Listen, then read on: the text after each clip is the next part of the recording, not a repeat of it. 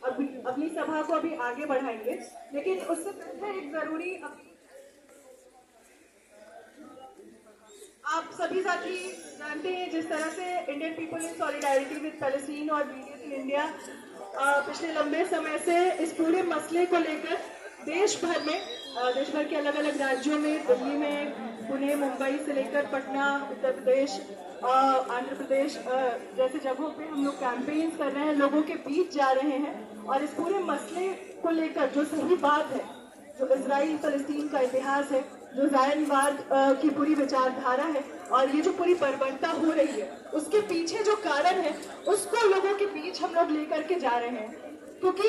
आज इस पूरे मसले को अगर हम किसी एक दिन के प्रदर्शन या एक दिन के इस तरह के किसी कार्यक्रम में हम सिर्फ तब्दील करके छोड़ दें, तो ये सही मायने में हम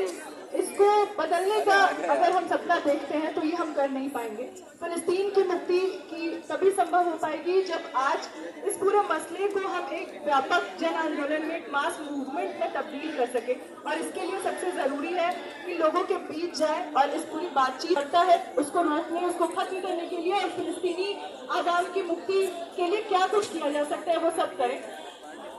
तो आप सभी लोग जिन्होंने रजिस्ट्रेशन नहीं किया है वो जरूर करते हैं। इसके बाद आगे बढ़ते हुए हम लोग कार्यक्रम में हमारे बीच साथी नंदिता है। साथी नंदिता दिल्ली यूनिवर्सिटी में पढ़ाया करती थी, वो रिटायर्ड प्रोफेसर हैं, लेकिन इससे भी आगे वो देश भर में और दुनिया भर में जो तमाम ऐसे मसले हैं जो लोगों की जिंदगियों को प्रभावित करते हैं, जहाँ कहीं भी अन्याय, गैर बराबरी, शोषण, अत्याचार है, दमन है, उन तमाम मसलों के खिलाफ वो बोलती रही है और लोगों के संघर्षों में साथ खड़ी रही है। तो आज मैं साथी नंदिता को कहूंगी कि वो आए और इस मसले पर भी वो अपनी बात रखें।